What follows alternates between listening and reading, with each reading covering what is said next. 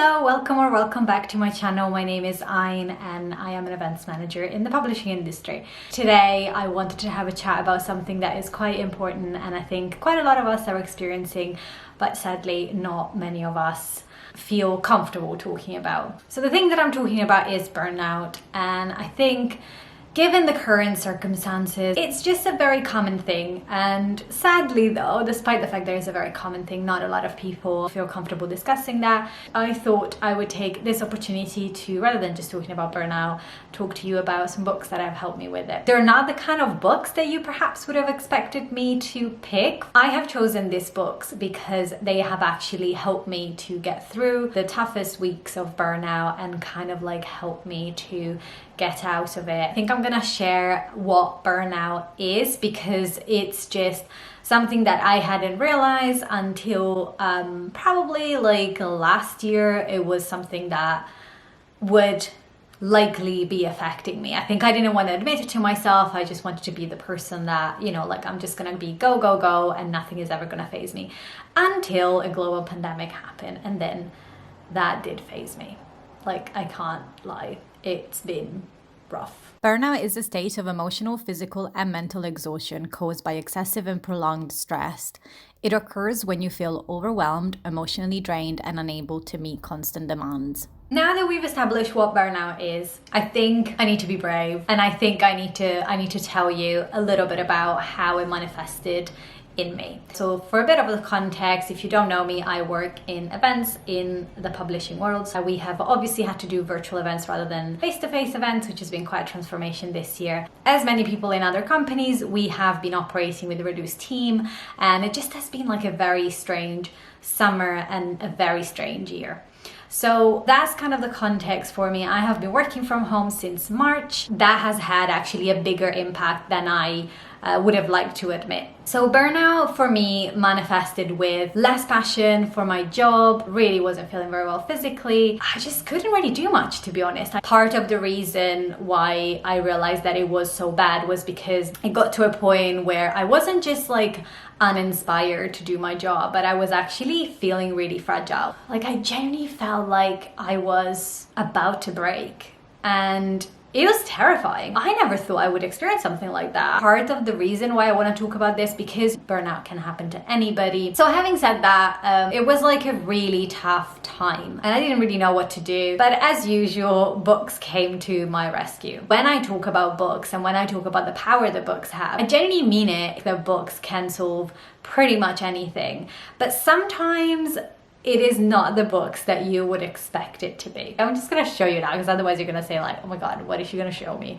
What did she read? And you gotta be like, you gotta stick around because there is a sense to this. So please don't give up on me.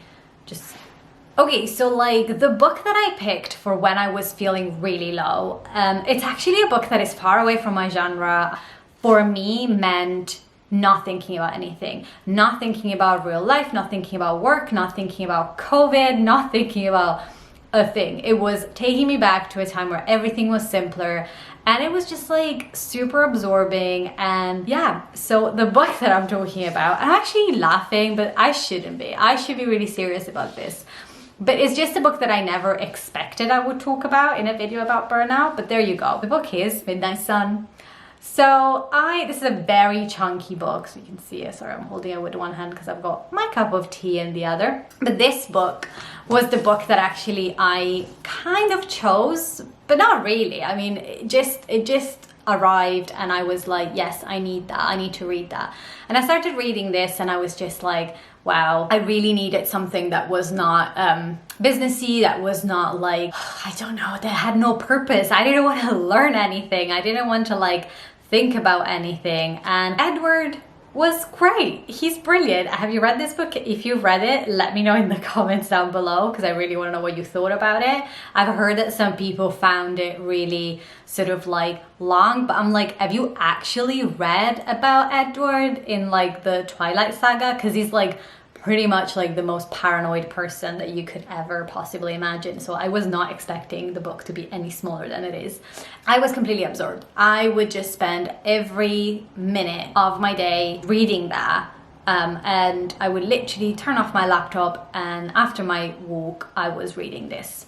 And obviously there were like other things that I have done to kind of help me with my burnout, but this book was the thing that allowed my brain to kind of relax and not think about anything that sometimes you just need to read for the sake of reading. So if you're still with me at this point, I'm really grateful. You haven't judged me because I actually have read Midnight Sun, and I really appreciate you. Thank you. Now I'm gonna talk to you about a few more books that have been helping me. So the other book that has helped me is called Zen. First of all, it's gorgeous. So it's got beautiful illustrations inside it, and each of the pages has got one tip. And there are 100 tips in the book, and what I have been doing is I have been reading one tip a day and just try to implement that, and I think that has really helped me to keep myself grounded. I do that every morning. I just open the book and I read through. So part 1 is 30 ways to energize your present self, and it starts, for example, with tip number 1 is make time for emptiness. All these tips have really helped me to, first of all, find a moment for myself in the morning and really just make sure that I would have the first thought of my morning being myself, not work and not anyone else, not the world, not the news, not social media, just myself. And it really was a restorative experience. It was really nice to be able to climb back my morning,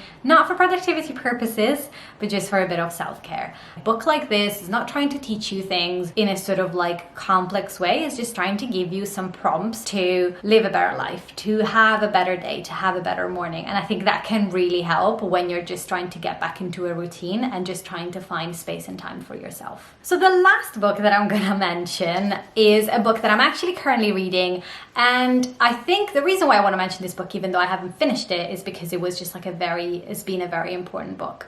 I have started reading this book a while ago, and then I just kind of like hit a bit of a wall, you know, when you're like reading something but you know it's not quite the right time to read that, you're not ready to absorb the information, and it's just not really captivating enough for you. I had that with this book a few months ago, and actually now it was the perfect time for me to pick up this book again and give it a proper go, and I'm really enjoying it. And the title of the book is How to Do Nothing, Resisting the Attention Economy. Possibly the prettiest cover ever. So it's written as it would be like an academic essay, and the reason why I picked up this book is because I think I really just don't want to get back into that space, which is why I'm reading this book, in the hope that actually some of the wise words that are in here are gonna stick with me, and I'm gonna realize that actually the way I was doing things, despite the fact that obviously isn't the way I'm doing things all the time, still was wrong, and I should have just probably bought in a little less into this kind of like societal pressure of being constantly productive and very successful,